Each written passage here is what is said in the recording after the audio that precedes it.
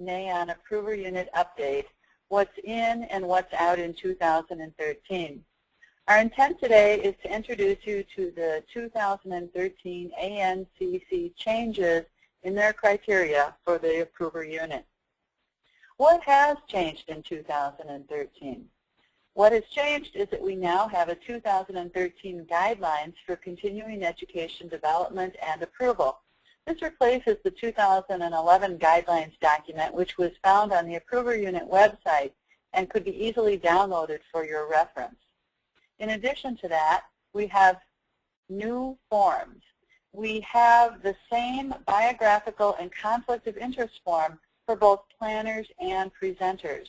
As you recall, in 2011, we had separate biographical data and conflict of interest forms for planners and presenters, and this caused some confusion. Everyone will now be using the same form. Another new form that we have is called the Educational Planning Table, EPT. This replaces the Activity Outline Form, AOF, as it was referred to. There are many similarities between these two forms, the old and the new, but we think you'll find some new enhancements that you'll find much more acceptable to use. In addition to that, we have a Commercial Support and Sponsorship Agreement form. This replaces a one-page form that applicants attached to the application. The new Support and Sponsorship Agreement form actually contains NAION's Commercial Support and Sponsorship Policy. We'll spend quite a bit more time on this form. We've also added a required disclosures to participants document, which replaces the old disclosure slide. This will assist the applicants to clearly understand what the disclosure requirements are. And a much welcome change for 2013 is that you no longer need to have presenters complete the FDA form. That form has been discontinued by ANCC. What else has changed in 2013? Well, we have a few other forms. We now have a marketing form guideline. And this guideline is there to assist applicants in how to prepare a professional marketing form that includes all of the essential information about their program, as well as making sure that they disclose anything that they need to on that marketing form to participants.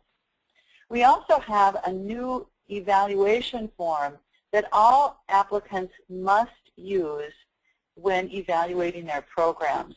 In the past, the form was recommended, but because it's required from ANCC that we evaluate certain key elements, we are now requesting and requiring that everyone use our evaluation form. You also no longer need to have a representative from each target audience on your planning committee. This will be also very welcomed by the applicants.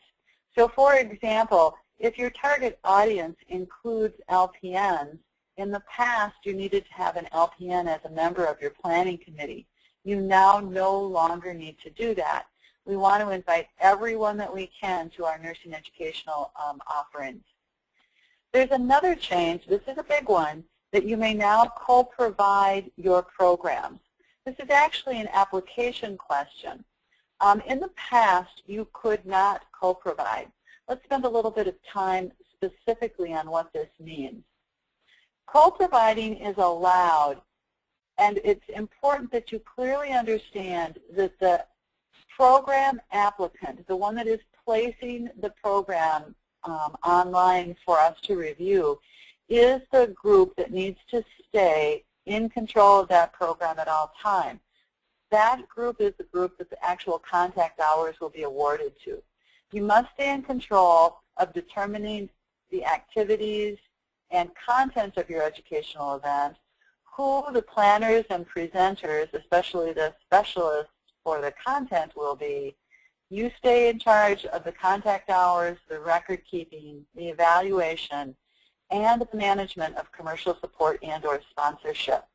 You cannot co-provide with a commercial interest or sponsor, and we'll spend a little bit more time talking about that as we go. The nurse peer review leader, myself, will be contacting anyone who is co-providing as there is additional information.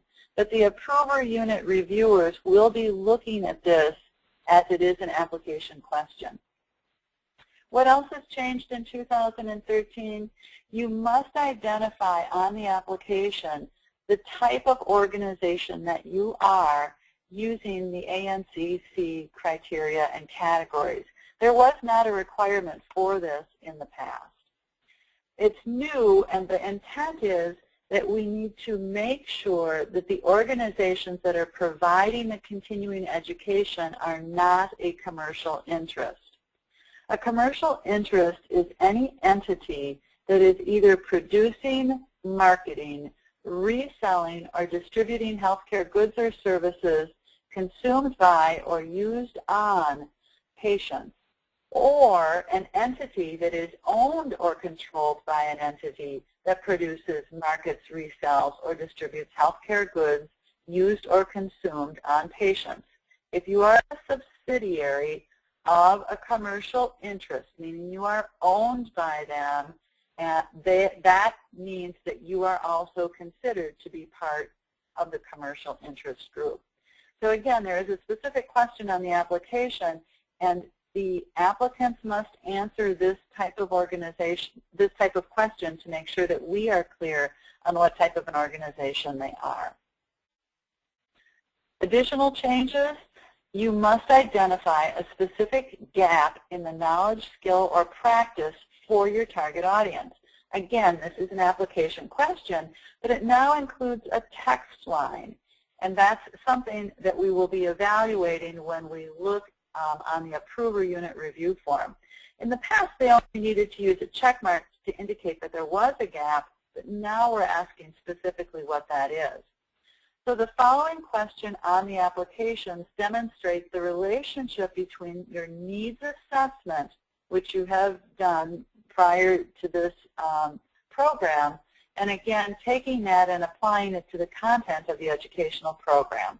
The specific question that you'll see on the application is, findings from the need assessment indicated a gap in knowledge, skill, or practice related to, and in the case of our example, best practices to prevent thromboembolism. So it draws the relationship from your needs assessment to the purpose of why you're doing your program. What else has changed? Programs in 2013 must be evidence-based. Again, this is an application question. It wasn't required in 2012, but highly recommended that your programs and how you plan them and how you present them be evidence-based, using the best evidence that there is available. Signatures are also required by the nurse planner now in several places. On all EPTs, educational planning tables, and on the commercial support and sponsorship agreement form. This was not required in the past. The intent on this is that the nurse planners and the members of the planning committee have a much better understanding of the nuances of the forms. And if you give the forms to the presenters to complete, you need to make sure that they're accurate before they're submitted. So the nurse planner must sign in on all EPTs and on all commercial support and sponsorship agreement forms. We also now need the signature of the commercial support provider or sponsor on the CSA form. This was not required before. This may take a little getting used to, but it's to make sure that the commercial support provider or the sponsor understands the NAHAN commercial support and sponsorship policy. You must also use the NAHAN contact hour form. In the past, they could simply provide us with one and we would review it. But because of the strict criteria from ANCC on language, we are now saying they must use the NAHAN one. They must identify also if the program that they're presenting has ever been denied by NAHAN or another ANCC accredited approver. Now, this is now an application question. NAHAN is very aware of whether or not we have approved or denied a program, but an applicant could have attempted to get their program approved through another ANCC accredited approver, and we're asking them for clarification to make sure if they have or have not done that, just to aid us in evaluating their program. And last but not least, we now have 2 categories for program payment. There were 3 in the past. There are now 2. This doesn't directly impact the reviewers, but applicants will see it on their application program.